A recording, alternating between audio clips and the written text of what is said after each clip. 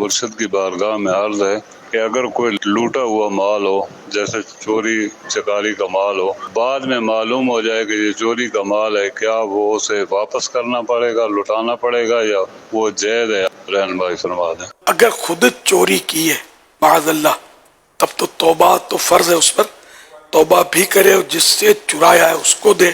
وہ اگر نہ رہا ہو تو اس کے ورثاء کو دے، جو وارث ہوں اس کے، ان لوگوں کو دے، وہ بھی نہ رہے ہوں، یا بندہ ہی غائب ہے، کچھ پتہ نہیں چلتا کس کا چرایا تھا، یا چرایا تو تھا فلاں کا لیکن اب پتہ نہیں زندہ ہے مر گیا ہے کہاں وہ، تو اب ایسی صورتوں میں جو بھی چرایا وہ اللہ کی راہ میں دے دے، صدقہ کر دے، خیرات کر دے،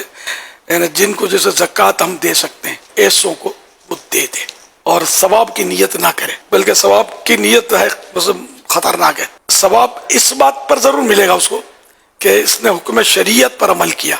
کہ وہ ملے نہیں تو اب اس نے یہ رائے خدا میں دے دیا، تو مال خیرات کرنے کا ثواب نہیں ملے گا، لیکن اللہ کا حکم ہے کہ میں ایسا کر لوں تو اس نے یوں کر لیا، تو اس حکم شریعت پر عمل کرنے کا اس کو ثواب ملے گا۔ اور اب یہ کہ ایسی صورت ہے کہ جیسے کہ چوری کا مال خریدا، تو چوری کا مال خریدنا بھی حرام ہے، جبکہ پتہ ہے تو بھی حرام، اور اگر غالب گمان ہے، خیال جم رہا ہے کہ یہ ہے چوری کا،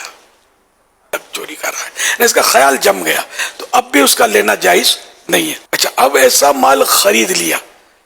تو اب پتہ ہے کہ یہ کس کا چرایا ہے، اس نے، اسی کو جا کے دے گا،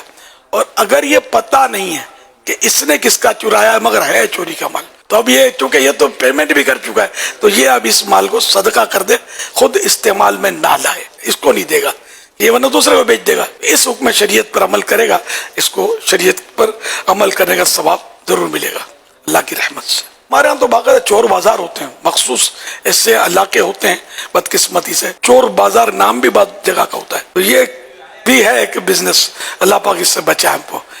سخت گناہ کا کام ہے، حرام جہنم میں لے جانے والا کام ہے چوری کرنا۔ ابھی چوری کا نوالا اتر رہا ہے لیکن یہ ایسا اٹکے گا کہ دنیا کی کوئی طاقت اس کو پھر اتار نہیں سکے گی،